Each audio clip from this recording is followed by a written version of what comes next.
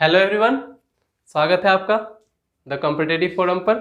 और आज आइटम और फ्रेज के इस सेशन में फिर से कुछ आगे प्रीवियस ईयर के आइटम्स और फ्रेज मैं आपके लिए लेकर आया हूं, जो कि काफ़ी इंपॉर्टेंट है। एग्जाम में लगातार पूछे जाते हैं, आपको पता ही है। हर एक एग्जाम के अंदर 1 से 2 आइटम फ्रेज होते ही हैं, एसएससी के अंदर या फिर बैंकिंग के अंदर। ठीक है, तो चलिए आज देखते हैं कुछ नए, कुछ प्रीवियस ईयर के मिले जुले जो हमारे आइटम फ्रेज एग्जाम में पूछे जाते हैं, उसको हम लोग डील करते हैं। तो आपका जो पहला है वो है राइम और रीजन।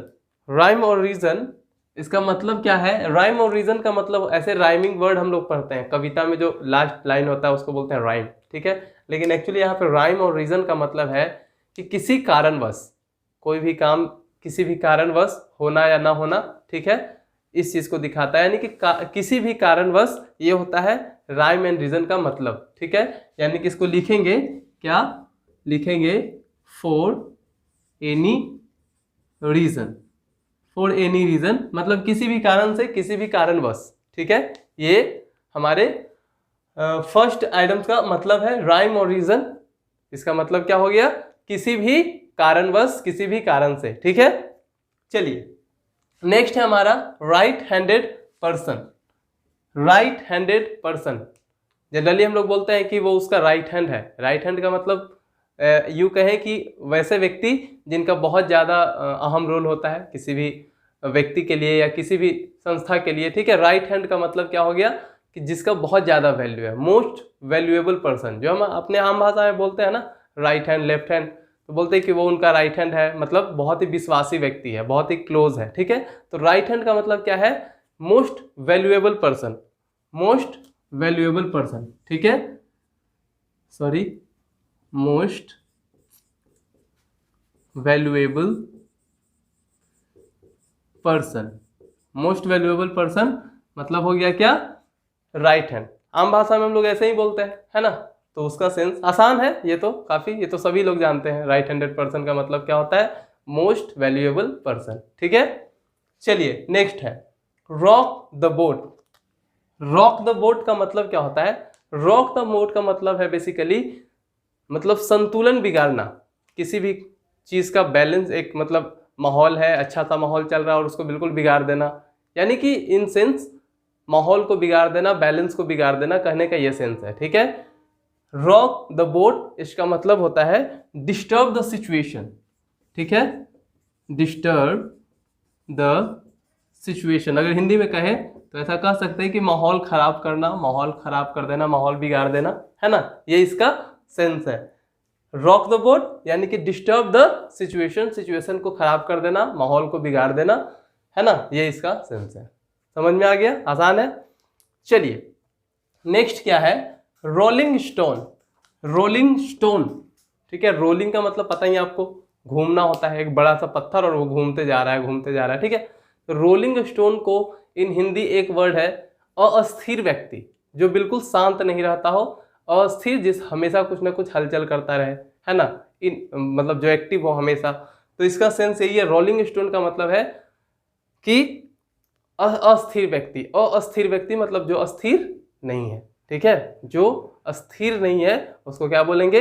अस्थिर। जो शांत नहीं है, जो हमेशा हलचल करते रहता है, कुछ ना कुछ एक्टिविटी करते रहता है, उसको बोलते हैं। ठीक है, तो ये हमारा हो गया। इसका मतलब लिख लेते हैं हम लोग। इसका जो मीनिंग है रोलिंग स्टोन, इसका मतलब हो जाएगा रेस्टलेस पर्सन।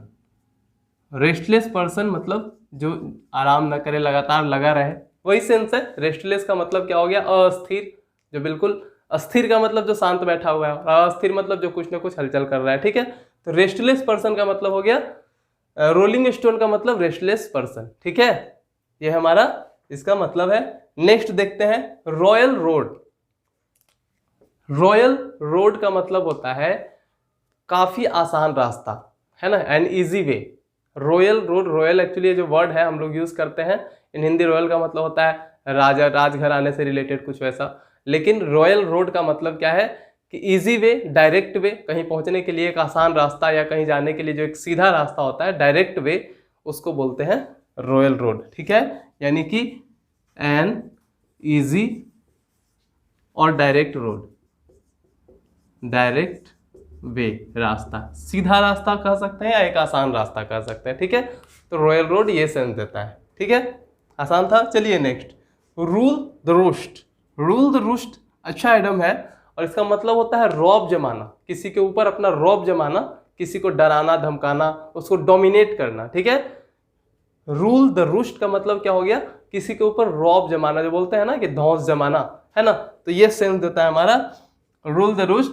इन इंग्लिश को बोल सकते हैं to dominate someone, to dominate someone, किसी के ऊपर अपना रौब जमाना, किसी को डराना धमकाना। तो डोमिनेट का मतलब वही होता है, डराना धमकाना, रौब जमाना, धाक जमाना इन हिंदी, है ना। तो ये सारे सेंस इसके हैं रूल द रूस्ट के, ठीक है, समझ में आ गया। चलिए आगे बढ़ते हैं। रन अमक। रन अमक का मतलब होता है जो बिल्कुल सरफिरा इंसान होता है ना, पागल जिसको बोलते हैं सनकी, है ना, जो कुछ भी कर रहा है उसको पता नहीं क्या कर रहा है, ठीक है, सनकी इंसान को बोलते हैं रन अमक। रन अमक का मतलब सनकी इंसान, पागल इंसान, उसको, उसके लिए एक वर्ड है इनसेन, ठीक है, क्रेजी एंड इनसेन। इसको क्रेजी भी, क्रेजी का मतलब जनरली पागल होता है, तो इनसेन कह सकते हैं, इनसेन पर्सन, क्रेजी भी वही सेंस देता है, सिनोनिम एक्चुअली। तो रन एमक का मतलब क्या हो गया, सनकी व्यक्ति, ठीक है, सनकी व्यक्ति, पागल व्यक्ति, जिसको कुछ नहीं पता कि वो क्या कर रहा है, बस, है ना, सब लोगों ने देखा ही होगा पागल व्यक्ति को, सनकी व्यक्ति को। चलिए अगला है हमारा run in the same groove. Run in the same groove, इसका जो सेंस है काफी अच्छा सेंस है। इसका मतलब होता है कि हमारा जो मधुर रिश्ता है उसको मेंटेन करके रखना, मधुर संबंध को बनाए रखना, ठीक है। Run in the same groove, इसका मतलब है कि एक साथ मिलकर मधुर जो हमारा संबंध है किसी के भी साथ हो उसको मेंटेन करके रखना, बना के रखना, ठीक है। मैं लिखता हूं यहां पे, क्या मतलब हो गया, maintain sweet relationship, maintain sweet relationship, अपने मधुर संबंध को बनाए रखना, ये सेंस दे रहा है हमारा item run in the same group. एक बार आप देख लीजिए ये सारे के सारे आइटम जो हमने अभी किए, और कुछ और भी हैं जिसे हम लोग अभी देखेंगे। नेक्स्ट जो है हमारा run of the mill. Run of the mill, इसका मतलब होता है, आसान है, इसका मतलब होता है एवरेज, औसतन, जो बोलते हैं ना कि एवरेज सा है, कॉमन सा है, सामान्य, जनरल, है ना, तो वही सेंस देता है। इसको लिख सकते हैं कॉमन लिखिए या फिर एवरेज लिखिए, एक ही चीज है, ठीक है, दोनों सेम सेंस दे रहा है। रन ऑफ द मिल का मतलब होता है कि सामान्यतः, एवरेज, औसतन, है ना, ये हमारा सेंस है। नेक्स्ट देखिए रन द जॉन्टलेट। रन द जॉन्टलेट का मतलब होता है किसी भी खराब एक्सपीरियंस को जब हम फील करते हैं ना, बुरा तरह का अनुभव जो हम लेते हैं उसको बोलते हैं रन द जॉन्टलेट, यानी कि खराब एक्सपीरियंस को वहन करना, बुरा तरह का एक्सपीरियंस को मतलब झेलना कह सकते हैं, ठीक है। लिख लेते हैं इसको, रन द जॉन्टलेट का मतलब होता है to experience unpleasant condition, to experience unpleasant करना मतलब बुरा अनुभव के थ्रू गुजरना, बुरी भावनाओं से गुजरना, या फिर जो भी हम लोग कहते हैं ना कि खराब दौर उसका चल रहा है, इसका मतलब ये कि खराब एक्सपीरियंस को कोई सह रहा है, खराब एक्सपीरियंस के बीच जो भी वो सीख रहा है, यही इसका सेंस होता है एक्चुअली, ठीक है। रन द जॉन्टलेट का मतलब क्या होता है कि बैड एक्सपीरियंस को फील करना, ठीक है। चलिए नेक्स्ट है sail under false colour. Sail under false colour, इसका मतलब होता है धोखा देना, किसी को चीट करना, धोखा देना, ठीक है, किसी भी चीज के लिए, ठीक है। इसको लिख लेते हैं to pretend to be something, किसी चीज के लिए किसी को धोखा देना, बेवकूफ बनाना, ये इसका मतलब होता है sail under false colour. Sail under false colour, इसका मतलब क्या है, धोखा देना, किसी चीज के लिए किसी को बेवकूफ बनाना, है ना, ये इसका सेंस है। समझ में आया। चलिए नेक्स्ट, सेव वंस स्किन।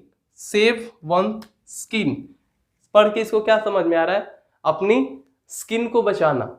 इसका कहने का सेंस सीधा सा है कि अपने आप को बचाना, खुद की रक्षा करना। Save one self, save one self, खुद की रक्षा करना, स्वयं को बचाना, है ना, स्वयं को प्रोटेक्ट करना। सेव वंस स्किन, अपना स्किन का रक्षा करना का क्या सेंस है, खुद को बचाना, अपने आप को बचाना, तो सेव वन सेल्फ ये इसका सेंस है। देखिए नेक्स्ट है हमारा सी आई टू आई, ये आसान है।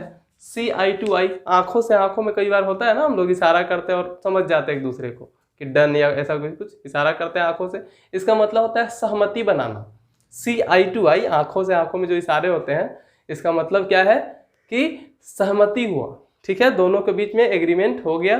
इसका कहने का मतलब है शोइंग एग्रीमेंट, शोइंग एग्रीमेंट यानी कि सहमति दिखाना, मंजूरी देना कह सकते हैं हिंदी में, कि मंजूर होना किसी चीज के लिए, सहमति देना, तो उसको बोलते हैं सी आई टू आई। आंखों से आंखों में देखा, इशारा हो गया, इसका मतलब क्या है कि दोनों कहा वो चीजें मंजूर हैं, दोनों सहमत है किसी चीज के लिए, ठीक है। ऐसा हम लोग सुनते भी हैं अपने डेली लाइफ में। चलिए सी पिंक एलिफेंट, अब ये देखिए थोड़ा अजीब तरह का आइटम है। सी पिंक एलिफेंट, एलिफेंट तो जनरली ग्रेइश होते हैं, ग्रेइश ग्रीन टाइप के, पिंक एलिफेंट कहाँ से आ गए, ठीक है। तो पिंक एलिफेंट यहाँ पे कहने का सेंस है सी पिंक एलिफेंट, तो इसको यूँ समझिए कि जो लोग नशा करते हैं, कई बार बहुत ज़्यादा नशा होने के बाद उनको जो चीज़ें होती है ना, वो काफ़ी अलग अलग तरह की दिखाई देती है ना। सामने एक घड़ी है तो उनको दो घड़ियाँ दिखाई देगी, एक गाड़ी आ रही है तो दो दो गाड़ियाँ दिखाई देगी। तो ये एक हेलुसिनेशन इफेक्ट होता है, जिसको बोलते हैं ना कि बिल्कुल शराब पीने के बाद या फिर नशीली जो भी ड्रग्स या जो भी सेवन करने के बाद जो वो बिल्कुल नशे की हालत में एकदम धुत हो जाते हैं, तो उस सिचुएशन में क्या होता है कि उनको कुछ भी सही नहीं दिखता, कोई चीज़ रियल जो भी उसका कलर है वो नहीं दिख के उनको कुछ और दिखता है। तो बस यही चीज़ है कि पिंक एलिफेंट कब दिखेगा, जब कोई बहुत ज़्यादा नशा किया हुआ हो, उसके बाद जो एलिफेंट है उसको पिंक दिखने लगे, 2 से 4 दिखने लगे, है ना। समझ रहे, मेरा कहने का सेंस ये है कि नशे की हालत में जो चीज़ें हम लोग बिल्कुल उल्टी चीज़ें देखते हैं, मतलब कलर कुछ और है, दिख कुछ और रहा है, तो इसी सेंस को दिखाता है ये आइटम सी पिंक एलिफेंट, ठीक है। मैं लिखता हूँ इसको, सी पिंक एलिफेंट, इसका मतलब होता है कि एनी विजुअल हेलुसिनेशन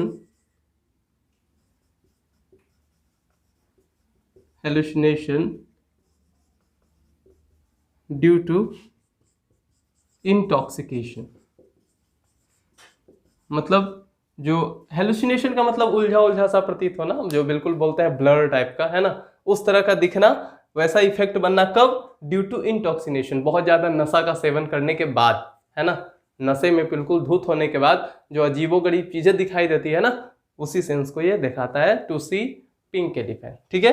सी पिंक एलिफेंट, यही समझ में आ गया, आसान है ये तो, ऐसे भी याद रहेगा।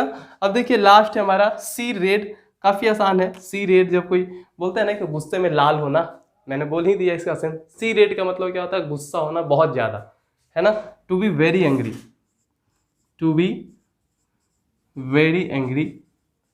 अगर ऐसे आइटम आपके एग्जाम में आएंगे तो गलती नहीं होगा, काफी आसान है। टू सी रेड मतलब गुस्से में लाल होना, जो बोलते हैं ना, इसका मतलब बहुत ज्यादा गुस्सा होना, बोलते हैं ना गुस्से में लाल पीला हो रहा है, तो वही बस सेम सेंस है। तो देख लीजिए ये हमारे आइटम थे आज के, 15 कंप्लीट हुए, और फिर से नेक्स्ट वीडियो में मैं आपके लिए लेकर आऊँगा।